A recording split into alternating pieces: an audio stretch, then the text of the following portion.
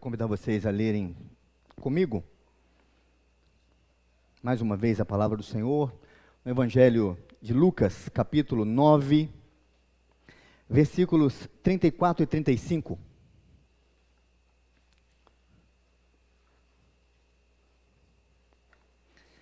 Lucas, capítulo 9, versículos 34 e 35.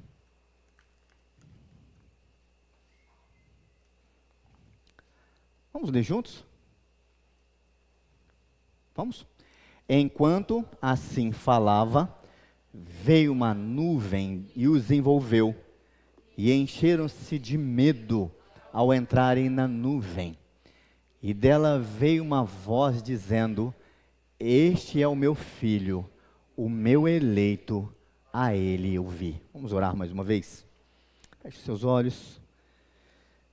Senhor Deus e Pai, nós te damos graças, Senhor, por tudo que participamos aqui. Que este é o teu povo, parte do teu povo que se congrega neste lugar, em torno da tua palavra e em torno da ação exclusiva do teu Santo Espírito. Nós te louvamos, ó Deus, por tudo isso. E pedimos para que o Senhor continue, ó Deus, a ministrar da tua graça, tua palavra, ó Deus, nas nossas vidas. Também neste tempo de meditação, que o Senhor fale, ó Deus, conosco um pouco mais. Nós precisamos de ouvir a tua voz sempre. Por isso, ó Deus, quando esteja o Senhor assim, conduzindo também este momento e trazendo a mensagem do Senhor aos nossos corações. É a nossa oração em nome de Jesus. Amém. Queridos, na semana passada, quando estávamos nos preparando para sair, quando fui lá para a congregação do Roma, eu recebi uma mensagem, encaminhei para o reverendo Ivo, acredito que tenha dado tempo. E fizemos uma oração, pedimos aqui oração por uma pessoa que estava passando por passaria por uma cirurgia. É a Aline, não é isso, Leandro? A Aline é cunhada do Lê e passaria por uma cirurgia muito complicada durante a semana. E foram momentos de muita tensão, até mesmo pós-cirurgia.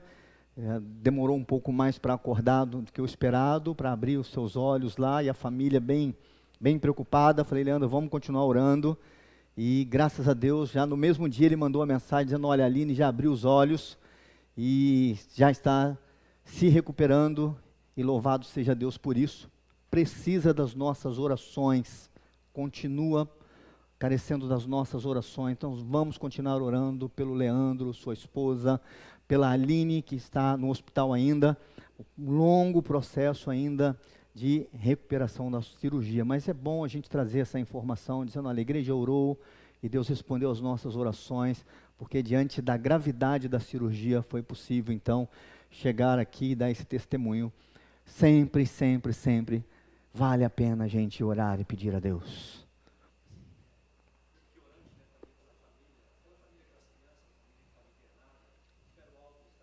Ótimo. Sim.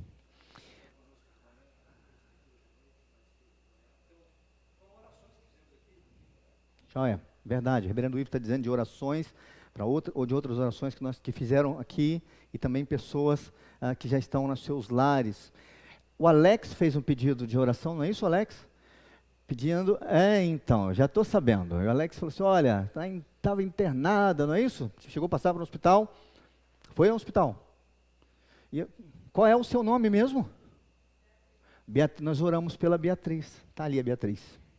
Que bom. Você é prova viva aqui para nós aqui, que Deus responde às nossas orações. Deus continue abençoando sua vida, Beatriz, a da sua mãe, de todos vocês, e que o nome do Senhor seja glorificado em tudo isso. E a Ele mesmo seja toda a glória. Amém? Vamos seguir. Quando estávamos aqui olhando para este texto, agora, neste instante, eu fiz a opção de ler esses dois versículos, mas o nosso texto aqui, a nossa meditação, ela está baseada em todo o texto, do versículo 28 ao versículo 36. Então nós temos aqui este texto básico aqui, que vai falar para a gente basicamente sobre o seguinte, sobre algo que acontece aqui no Monte da Transfiguração. Você olha aí no seu texto aí, você vai ver isso aí na sua Bíblia, chamado aqui de Monte da Transfiguração, por aquilo que acontece aqui neste texto. Quando nós fizemos a leitura, eu achei por bem também fazermos a leitura em uma outra versão. E eu quero ler para vocês na Nova Tradução na linguagem de hoje.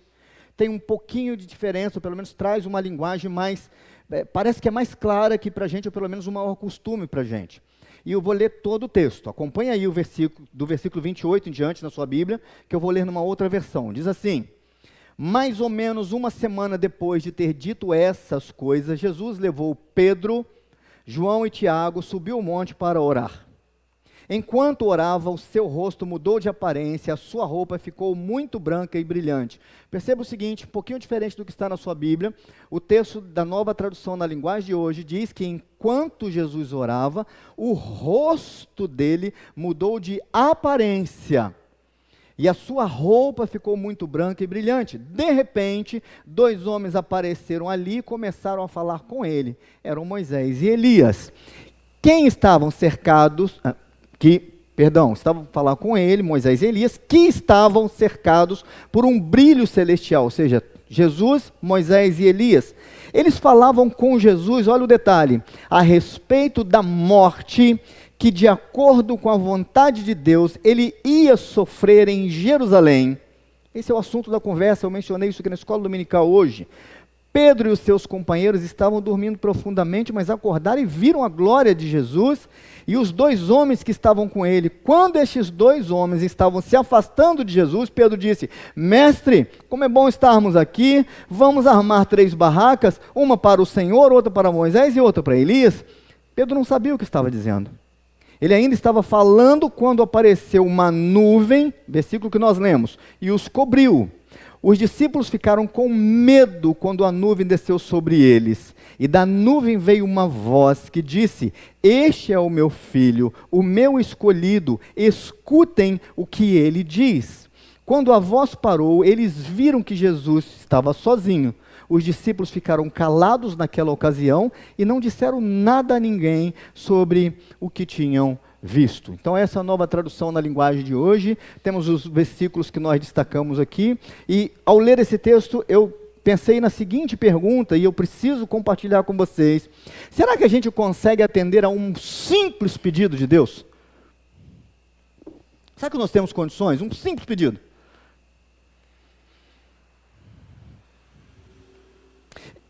E a grande dificuldade está justamente na nossa compreensão sobre simplicidade e dificuldade, ou, ao contrário, facilidade.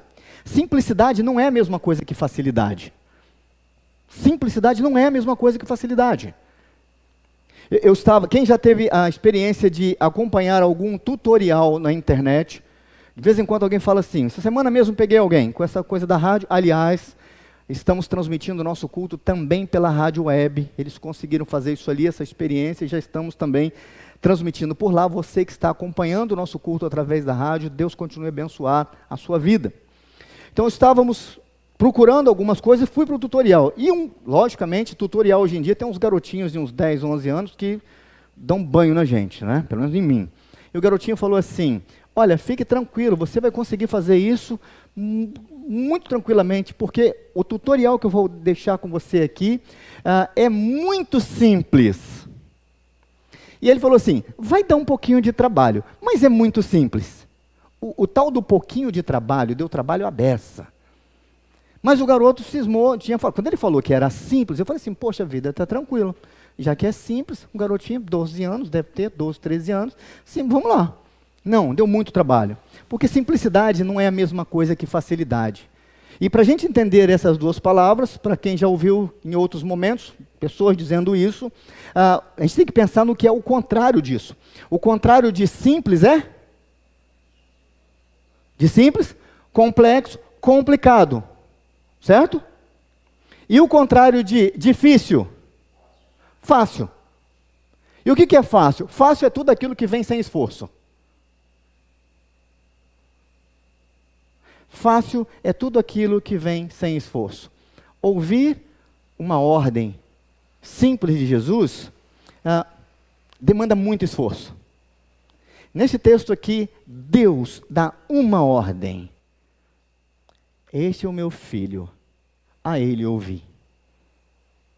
Então, pensando nessa ordem de Jesus, eu pensei nas seguintes questões que a gente poderia passar por aqui rapidinho, só para a gente saber para onde a gente vai nesse texto. Seguinte, primeiro, nós precisamos passar aqui por vamos chamar isso aqui de um breve sumário. O que foi a transfiguração?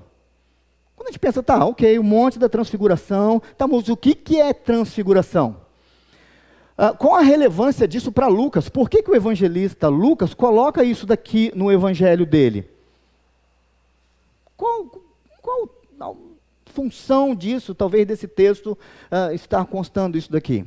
O que acontece com os discípulos, e lógico, o que a gente aprende com isso e o que a gente faz com isso.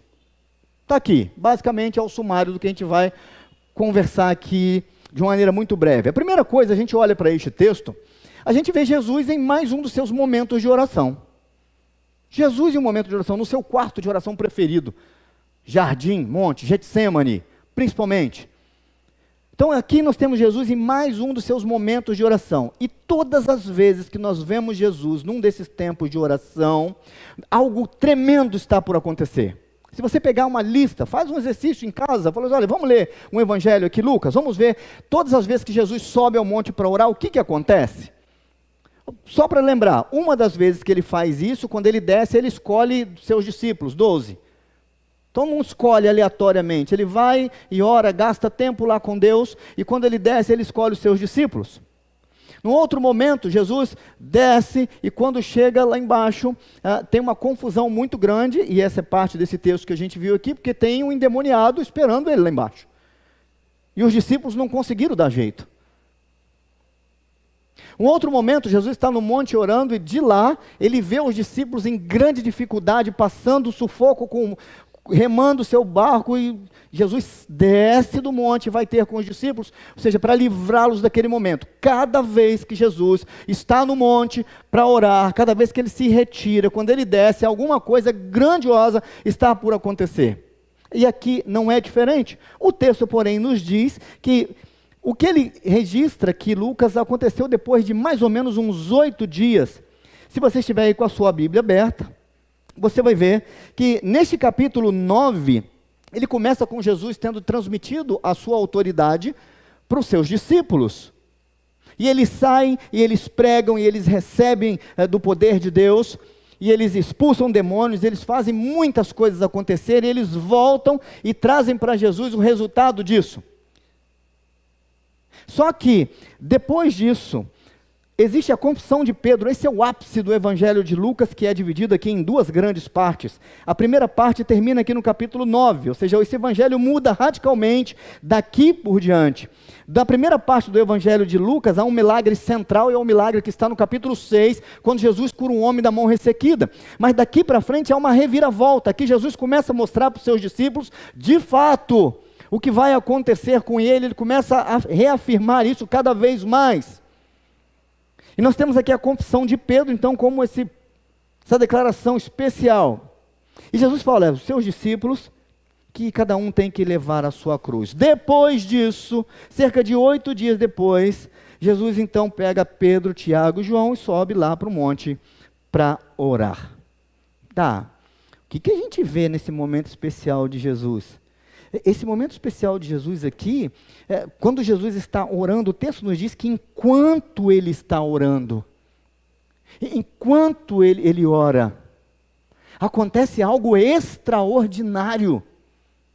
A face de Jesus muda, o seu semblante muda, a sua roupa é tomada de uma brancura, de algo celeste, algo maravilhoso, tudo muda ali ao redor.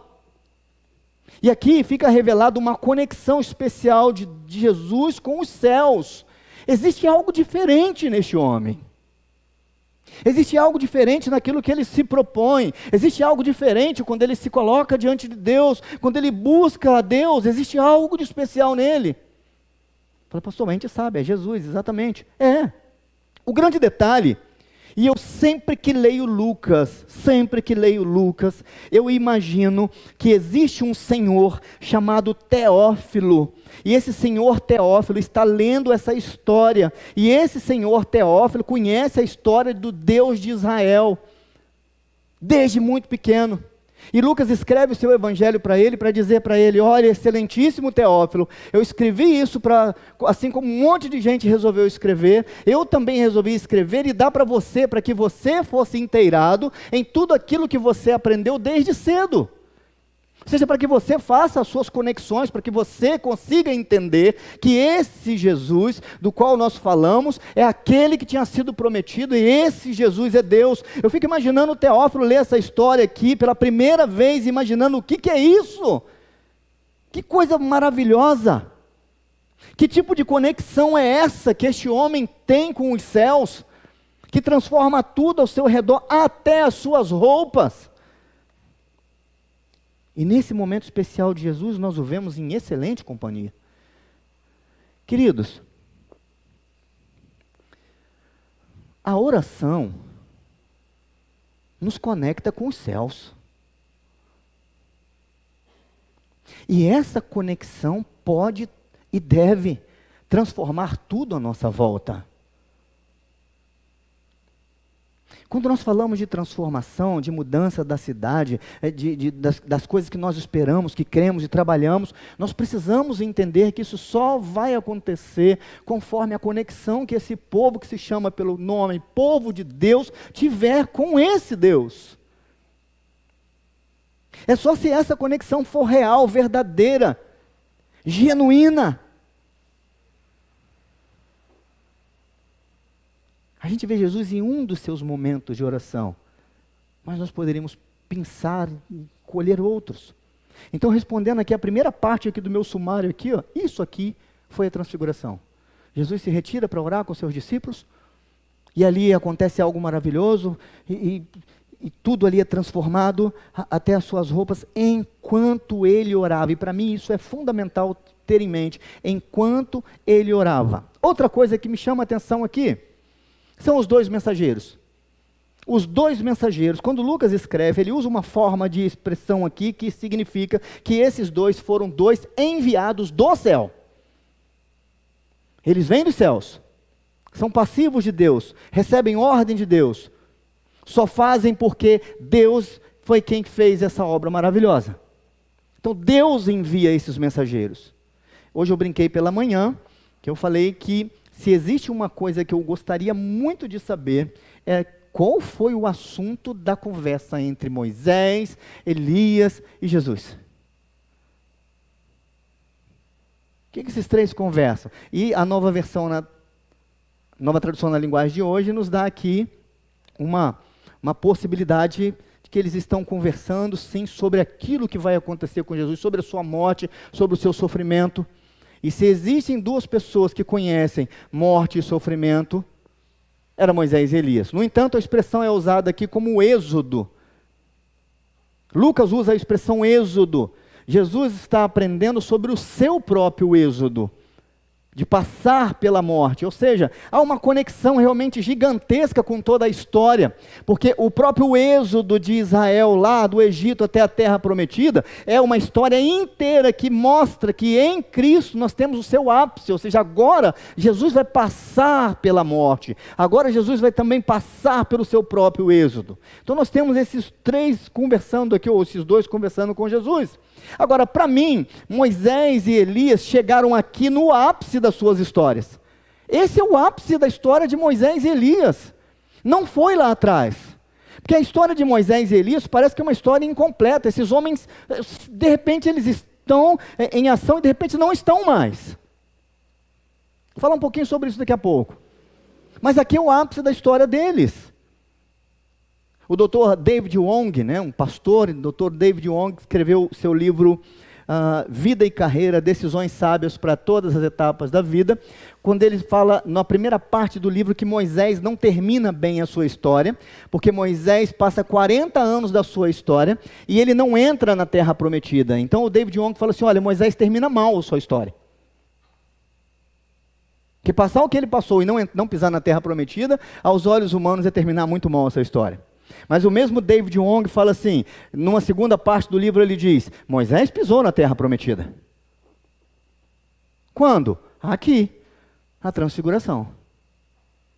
Moisés está com os pés na terra prometida. Como é que se termina bem? Terminar bem ou terminar mal? É a perspectiva de Deus. Às vezes a gente acha que estão terminando mal, mas na perspectiva de Deus, não. Como o Henrique disse, o que Deus está fazendo ali? O senhor Ademar diz, Deus vê além da curva. Então, o que nós temos aqui é o ápice da história de Moisés e Elias.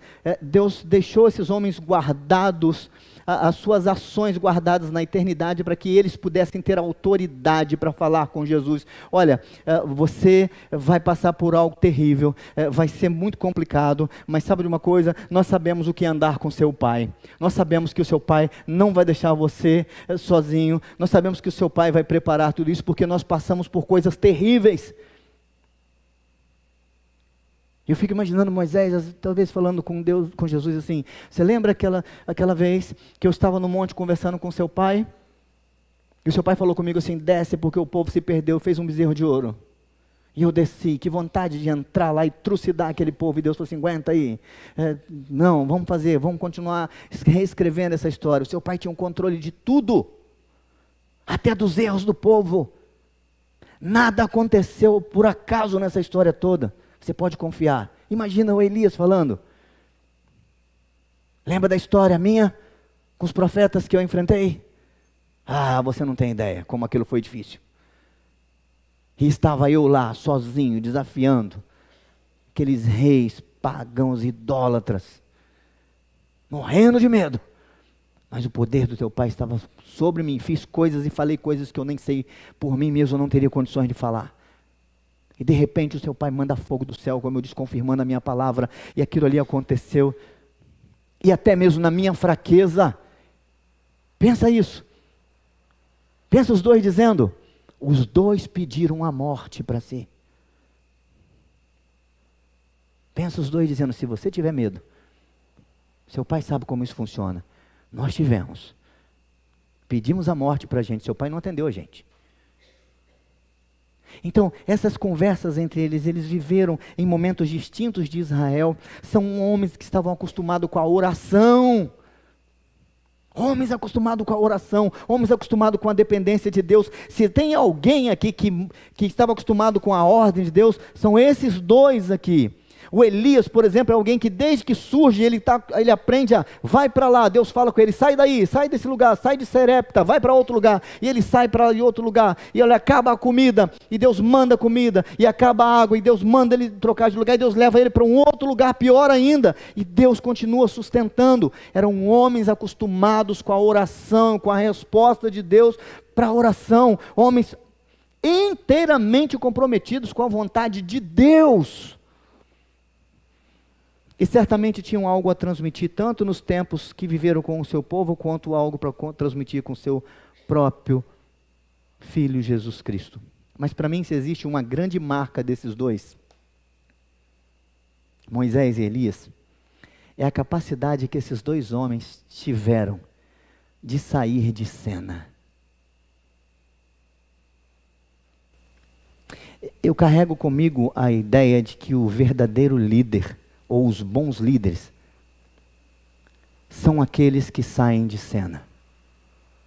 E que quando eles saem, a missão continua. Para mim, a grande marca de um líder é a sua capacidade de ser dispensável. Se a gente voltar nas histórias, a gente olha na história de Moisés. Moisés era o grande legislador, o grande líder, o grande amigo de Deus. E ele sai de cena. No final do livro de Deuteronômio, nós temos aquele relato que o túmulo dele não é encontrado, e eles choram ali os dias que precisam chorar pela morte de Moisés. E Deus preparou a transição, Josué assume, e parece, de certa forma, Moisés tem o seu lugar guardado, mas Josué assume de uma maneira tão fantástica aquele processo de tomar posse da terra, que parece até que Moisés não fez falta ali agora. Capacidade de ser dispensável. Elias a mesma coisa. Elias a mesma coisa. Quando de repente ele não está mais, e há quem assume o seu lugar. Então, para mim, essas questões aqui nos ensinam por que isso é importante para Lucas. para que o Teófilo, quando estivesse lendo isso daqui, pudesse compreender essas coisas, o que Deus fez no passado, como Deus trata a história, como Deus conecta a sua história ao seu Filho, como Deus usou homens e mulheres no passado para trazer Cristo inteiramente disposto e pronto para nos salvar. Isso foi extremamente importante para Lucas, não é à toa que Lucas coloca isso aqui. E para a gente encerrar, eu gosto aqui do que esses discípulos vivem, principalmente o Pedro. O Pedro é meu favorito. Agora percebam os detalhes. Eles não estavam orando. Quem estava orando era Jesus. Eles não estão orando. Eles viram tudo, mas não ouviram nada da conversa. A ponto de ter uma conclusão equivocada do negócio, que o Pedro tem uma ideia absurda. Vocês viram como Jesus trata a ideia do Pedro? Parece que Jesus nem escuta. Pedro diz: Senhor, tá bom demais isso daqui, hein? Elias, Moisés. Então, vamos fazer 3 tendas? Eles nem querem fazer tenda para eles. Tá tão bom que tá bom do lado de fora. Vamos fazer 3 tendas? Uma para nós, uma para Moisés, uma para Elias, uma para o Senhor. E o texto diz: não sabendo, porém, o que dizia. Enquanto assim falava, veio uma nuvem e os envolveu, e os encheu de pavor.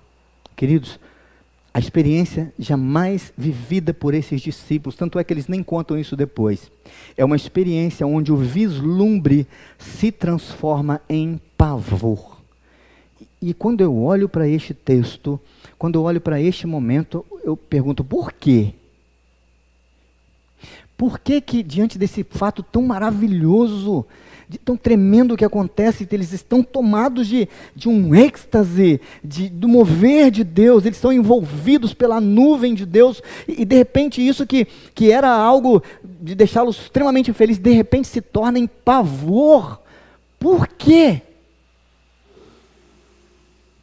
E o texto só nos dá uma possibilidade de resposta, só uma. Eles não ouviram o que aconteceu na conversa.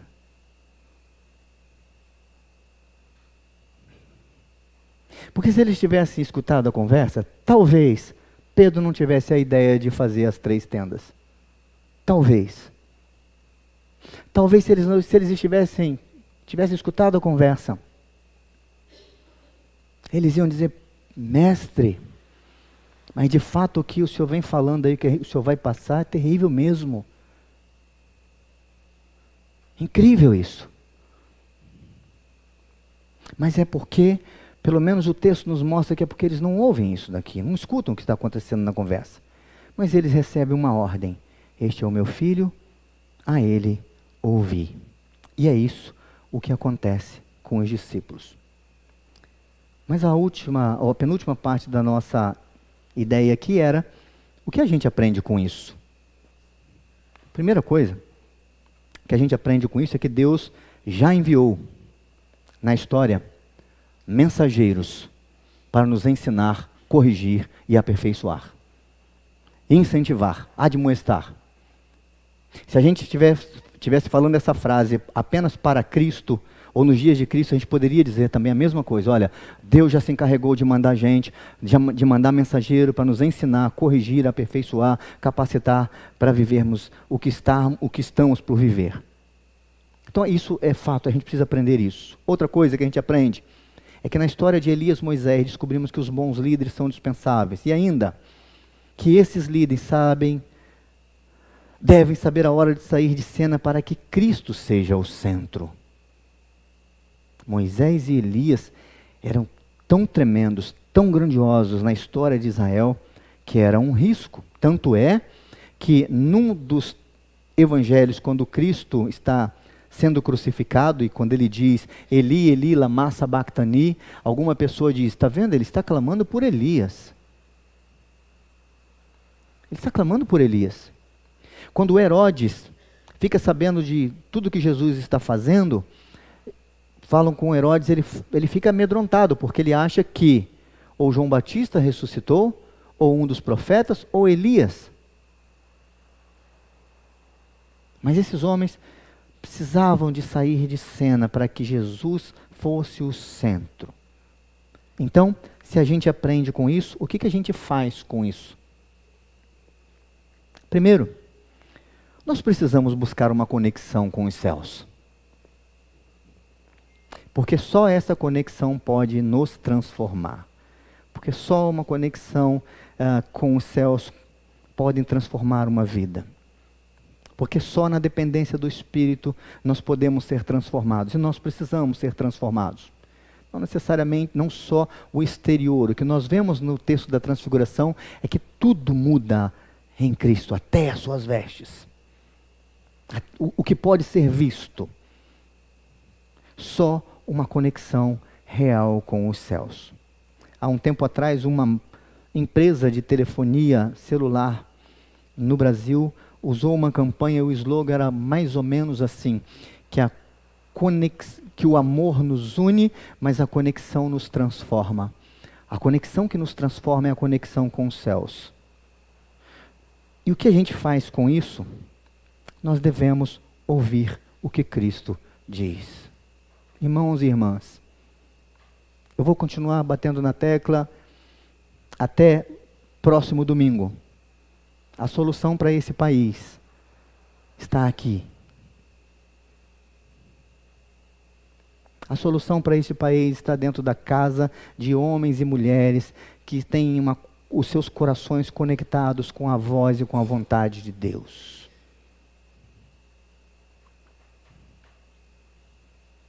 Nós somos o povo da oração. Mas nós precisamos entender que ouvir o que Cristo diz é muito simples. Mas ao longo da história, a igreja tem provado o quanto tem sido difícil obedecer o que Ele manda. E foi por isso, por causa da rebeldia, que Deus resolveu lançar toda a sua ira sobre o seu filho naquela cruz. Toda a sua ira. Para que eu e você estivéssemos livres da ira divina. Para que eu e você chegássemos a Deus justificados. Imagine, chegarmos diante de Deus, como a música O Sonho de Estênio Márcios, quando o Estênio diz que ele teve um sonho, e ele sonhou que ele tinha morrido, e que ele se depara diante de um grande portão, com uma placa escrito céus. E aí quando ele entra, um anjo vem recebê-lo, e ele fala, eu quero entrar aí, porque aí é meu lugar. E o anjo diz, claro, vem aqui. O anjo pega um grande livro, contendo todos os registros da vida dele. E o anjo começa a ler, e o anjo começa a ficar preocupado com tudo aquilo que ele lê, e o anjo olha para ele e diz, você tem certeza que você quer entrar aqui depois de ter vivido desta forma? Como é que você pode querer entrar aqui tendo vivido desta forma? E o Estênio diz, na música e no seu sonho, que ele fala o seguinte para o anjo, lê até embaixo, vai até o final, você vai ver que o rei escreveu, perdoado. O rei escreveu, perdoado. Qual é o monte da transfiguração de hoje? Onde é o lugar onde homens e mulheres, servos de Deus, se curvam diante de Deus em oração, em rendição, e são transformados? A ponto das pessoas que estão à sua volta olhar para eles e dizer, algo mudou aqui, está especial a vida com vocês. Onde é o monte da transfiguração? Onde é o monte da sua transfiguração? Onde Deus transformou você? Onde é o seu tempo de oração? Como tem sido a sua conexão com Deus? E o que as pessoas têm visto disso? Que Deus continue a nos abençoar, nos guardar, a guardar você pai, você mãe, para que você trabalhe com temor a Deus, com excelência para ajudar e fazer dessa nação de fato um lugar diferente.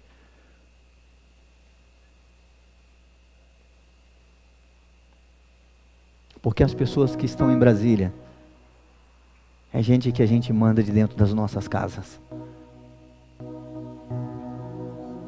Então que Deus nos instrua como igreja e que você encontre o seu monte da transfiguração. Talvez você esteja aqui nessa noite dizendo: Deus, eu preciso ser transformado. Eu preciso de fato que o Senhor mude. Que o Senhor mude não só a minha aparência, mas tudo em mim. Tudo em mim. E acima de tudo, Deus, eu quero ouvir você. Mas eu quero ouvir para cumprir o que você quer. Ouvir de verdade. Para que eu não tire conclusões precipitadas. Para que eu não fale besteira. Para que quando eu abrir a minha boca, de fato eu possa abençoar. Para que quando eu abrir a minha boca saiam palavras de sabedoria. Para que quando eu abrir a minha boca a tua graça seja manifestada. Para que quando eu abrir a minha boca as pessoas possam perceber que a minha conexão contigo é real. Vamos orar? Enquanto você ora, os nossos irmãos vão nos conduzir a mais um cântico. Depois a gente vai orar. Que seja este lugar, nessa noite, o seu monte da transfiguração. Que você seja tocado por Deus a ponto de conseguir ouvir o que Ele tem falado com você. Às vezes falado há tanto tempo. É uma dificuldade, mas é simples. É simples para nós.